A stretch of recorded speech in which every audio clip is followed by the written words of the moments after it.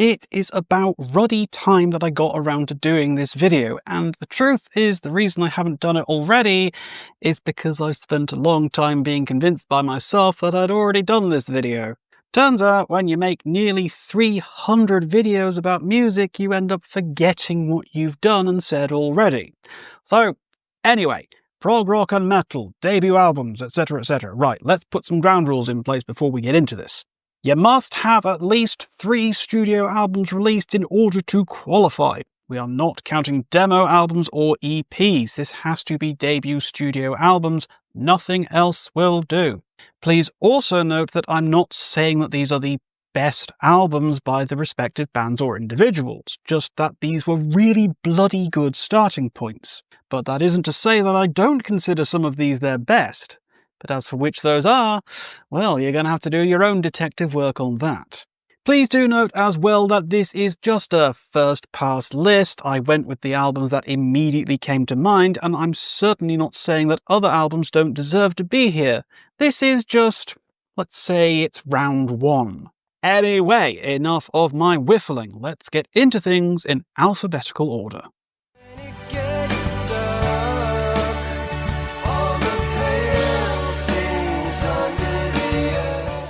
The debut offering from Blackfield is one of those rare records where 2 creative minds, that of Steven Wilson and Aviv Geffen, meet and instantly find a kind of flawless synergy. From the first few seconds of opening track, Open Mind, it's clear this isn't just some casual side project, but a carefully, very meticulously sculpted artistic vision. The album thrives on its balance of delicate melancholy matched with soaring hooks, making it one of the most affecting debuts in modern progressive pop rock. Its brevity is also a strength, cutting straight to the emotional core without any needless excess. Now, what makes Blackfield shine is its intimacy. The production is lush but never overbearing, placing the listener right inside this fragile world of heartbreak, nostalgia and longing that the lyrics conjure. Tracks like Hello and Cloudy Now strike with both immediacy and depth, balancing somber textures with choruses that etch themselves into your memory. It's melancholic music that manages to be uplifting through its sheer beauty. The interplay between Wilson and Geffen is another defining factor. Wilson's pristine production and ear for atmosphere complements Geffen's more straightforward songwriting sensibilities, resulting in an album that feels both progressive and accessible. Every track serves the greater whole, making it a record that flows like a single emotional journey rather than just a set of disconnected songs. Even 20 years later, Blackfield holds up as one of the most poignant debuts in prog-adjacent rock. It laid the foundation for a fruitful collaboration and carved out its own niche in a crowded musical landscape. It's the kind of album that proves prog doesn't always need sprawling lengths to be profound. It can cut just as deep in around 45 minutes.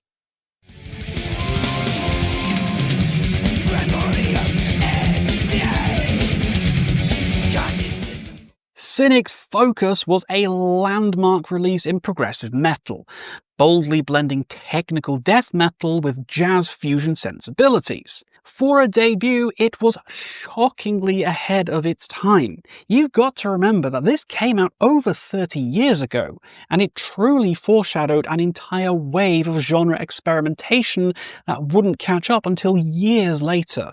Songs like Veil of Maya and I'm But a Wave Too displayed a kind of broad strokes dynamism in their songwriting that makes the whole experience feel like floating through outer space. The iconic use of vocoder-enhanced vocals alongside growls and clean singing was radical for the era, giving the album an otherworldly atmosphere. Cynic weren't content to just play fast and complex, they wanted to create a spiritual experience within the framework of extreme metal. The result was a record that still feels futuristic today, despite being released back in 1993. What also makes Focus extraordinary is its balance between ferocity and beauty. The guitar work is intricate, full of jazz-inspired chords and harmonies, but it never loses touch with its backbone of metal heaviness. The rhythm section is equally impressive, with fluid bass lines and drumming that feels alive, spontaneous, and organic. Every instrument feels like it's in conversation with the others, just like anything jazz-inspired should do. Ultimately, Focus is one of the most influential debuts in progressive metal history. Its adventurous spirit inspired countless bands to explore outside the confines of genre, proving that extremity and elegance could coexist. For a single record, it left a legacy that still reverberates through the metal scene to this day.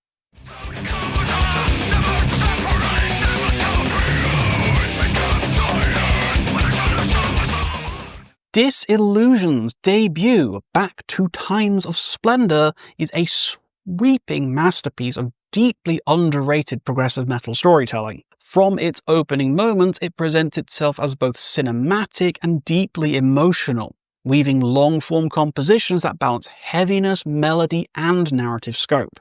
Few bands have entered the scene with such ambition and actually delivered on it. The title track and The Sleep of Restless Hours as the longest cuts on the album highlight the band's ability to stretch songs into sprawling journeys without ever losing momentum. Every riff, transition, and vocal line feels extremely deliberate, pulling the listener through a cohesive arc of music and story. The album thrives on its contrasts. Gentle acoustic passages collide with thunderous walls of sound and brutal vocals, showcasing a real mastery of dynamics. Andy Schmidt's vocals bring a quite unique character here, sometimes invoking memories of System of a Down's Serj Tankian, but always shifting between growls, cleans, and spoken word sections. His theatrical delivery adds weight to the already rich storytelling, making the album feel almost like a novel in places. As a debut, Back to Times of Splendor set an incredibly high bar, not only for the band themselves, but for the progressive metal genre at large. As one of the most significant records in the genre's library of the early years of the new millennium, it demonstrated that a first record could be both epic and sophisticated, leaving fans eagerly awaiting what would follow. To this day, I still consider it to be one of the most exciting and dynamic progressive death metal albums ever made. I will stay with my memories. Flying Colours' self-titled debut was an unlikely but frankly inspired collaboration between virtuosos and melodic songwriters. Mike Portnoy, Neil Morse, Steve Morse, Dave LaRue and Casey McPherson came together to create a record that balances instrumental brilliance with pop-rock accessibility. What could very easily have been a musician's album instead became a joyful, melodic, and emotionally resonant debut. Tracks like Kayla and Fool in My Heart showcase the band's knack for writing memorable hooks while still delivering intricate musicianship, with the latter showing off remarkable lead vocals from Mike Portnoy, whom up until this point I'd kind of always associated with his terrible, edgy, middle-aged man output in Dream Theater's Nightmare to Remember. McPherson's vocals proved to be the perfect anchor, grounding the music with warmth and relatability, while the rest of the band explored lush harmonies and dazzling instrumental interplay. The album also benefits from quite a bit of variety, from the tender ballad Love Is What I'm Waiting For to the expansive closer Infinite Fire. The record refuses to stick to one formula. It's a debut that introduces Flying Colours as a band with both emotional depth and technical fireworks, never allowing one to overshadow the other. As a first outing, Flying Colours proved that supergroups don't have to be self-indulgent. It captured lightning in a bottle, balancing creativity with accessibility and carving out its own space in the modern progressive rock landscape.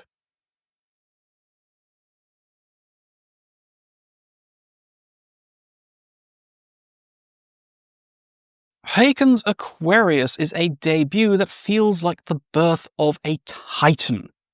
Released in 2010, it immediately established the band as one of the most ambitious voices in the scene, delivering a concept album filled with theatricality, virtuosity, and a kind of all-or-nothing hunger to it. From the epic opener of The Point of No Return to the grand finale Celestial Elixir, it is a rollercoaster of ideas and moods. The musicianship is frankly staggering, but what makes Aquarius special is its playfulness and unpredictability. Jazz breaks, circus-like passages, and heartfelt ballads all coexist within the same record, giving it a vibrant, almost kaleidoscopic energy. Unlike many debuts, it doesn't play it safe. Haken came out swinging with a record that dared to be maximalist.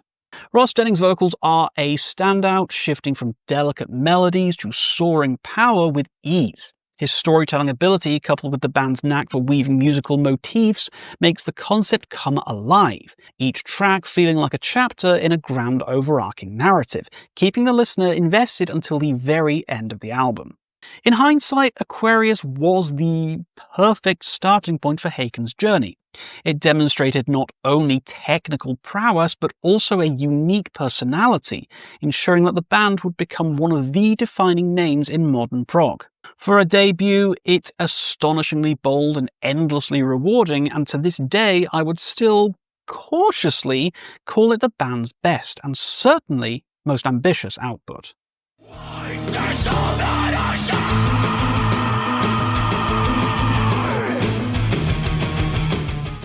Leprous's debut, Tall Poppy Syndrome, introduced the world to a band that would redefine modern progressive death metal. Already on their first record, they demonstrated a fearless approach to songwriting, blending complex structures with raw emotional delivery. The album balances heaviness and atmosphere better than anything that would come later from the band, which often leant too hard on their cleaner and melodic sections, which in my opinion was kind of to the detriment of the band's overall impact. Tracks like Phantom Pain and He Will Kill Again highlight their ability to weave intricate riffs with soaring vocal lines. Einar Solberg's voice was already a distinctive force full of passion and urgency, setting Leprous apart from their peers. The instrumentation is equally sharp though, showcasing precision without ever losing any of that emotional weight. But what makes Tall Poppy Syndrome so striking is its maturity. While many debuts struggle with their own identity, this record already had a clear sense of purpose. It's dynamic, moody, and cinematic, and the music really felt befitting of a band called Leprous. Now, the production may be rawer than their later albums, but it enhances the intensity, giving the music a real visceral edge. As a debut, it is an extraordinary achievement. Tall Poppy Syndrome didn't just announce Leprous, it demanded your attention. It set the tone for a career of relentless innovation while standing on its own as a gripping, emotional, and forward-thinking piece of progressive death metal.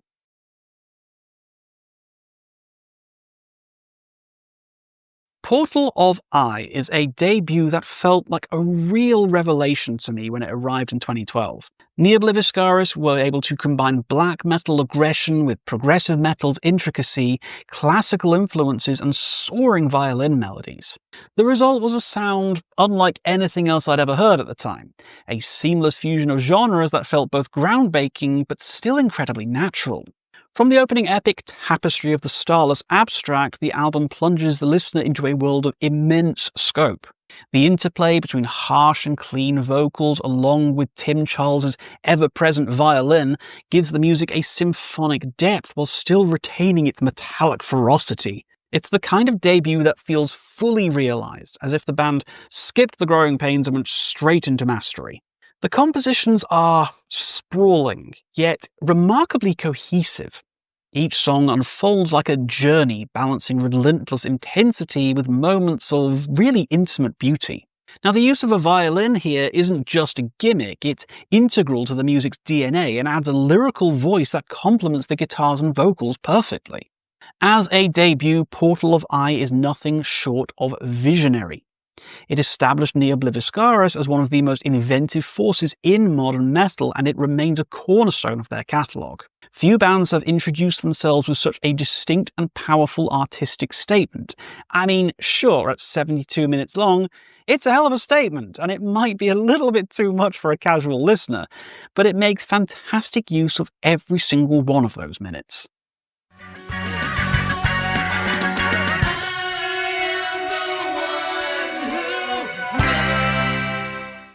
Spock's beard burst onto the scene with The Light, a debut that captured the essence of classic progressive rock while injecting fresh energy for the 1990s. Neil Morse's songwriting brilliance was on full display, crafting epics that combined complexity, melody, and heartfelt lyrics. It was the kind of debut that made prog fans sit up and take real notice. The title track alone is a tour de force, weaving through countless moods and themes whilst never ever losing its cohesion. It's an early showcase of Morse's ability to write sprawling compositions that feel purposeful and emotionally grounded. Other tracks like Go the Way You Go balance technicality with immediacy, proving that Prog could still connect on a visceral level. The musicianship is, frankly, stellar across the board. Alan Morse's guitar work, Nick DiVirgilio's drumming, and Dave Meros's bass provide a dynamic foundation for Neil's keys and vocals. Together, they crafted a sound that honoured the giants of the 70s whilst also carving their own path forward. As a debut, The Light was nothing short of dazzling. Its 4 tracks all stand up as amongst the best in the band's discography even decades later. It reignited interest in symphonic prog during a time when the genre was largely in the shadows, and it set Spock's beard on a trajectory that would define them as one of the greatest modern prog bands of all time.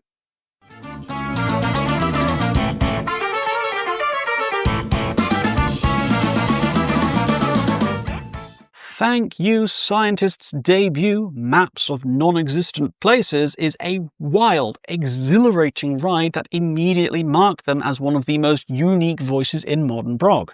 Combining rock, jazz fusion, funk, and even ska elements, it's an album that feels both playful and sophisticated. For a first record, its ambition and execution are frankly jaw-dropping. Songs like Feed the Horses and Suspicious Waveforms showcase how seamlessly they blend complex arrangements with irresistible grooves. It's technical without ever being sterile, always keeping joy and energy at the forefront of it all. Salvatore Morano's vocals provide the perfect complement, soaring above the chaos with a clarity that keeps everything grounded, feeling almost like Michael Jackson's strongest deliveries in places. The balance between virtuoso musicianship and catchy songwriting is remarkable, especially for a debut. Every track feels like it is bursting with a radiant personality. As a first impression, Maps of Non-Existent Places couldn't have been stronger. It established Thank You Scientist as fearless innovators, unafraid to mix genres and push boundaries, and it remains one of the most entertaining and impressive prog debuts of the 2010s.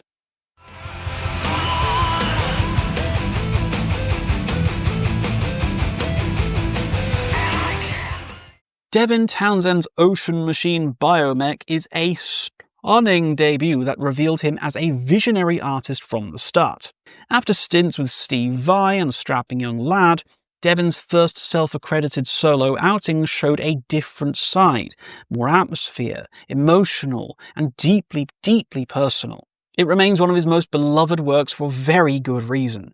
The album's strength lies in its atmosphere. Tracks like Seventh Wave and Night feel vast and, well, oceanic, immersing the listener in soundscapes that are as heavy as they are beautiful. Devin's layered production style was already in full bloom here, creating music that felt larger than life. What sets Ocean Machine apart is the emotional honesty. Songs like Funeral and The Death of Music are raw, vulnerable, and extremely cathartic, tapping into universal feelings of grief and transcendence.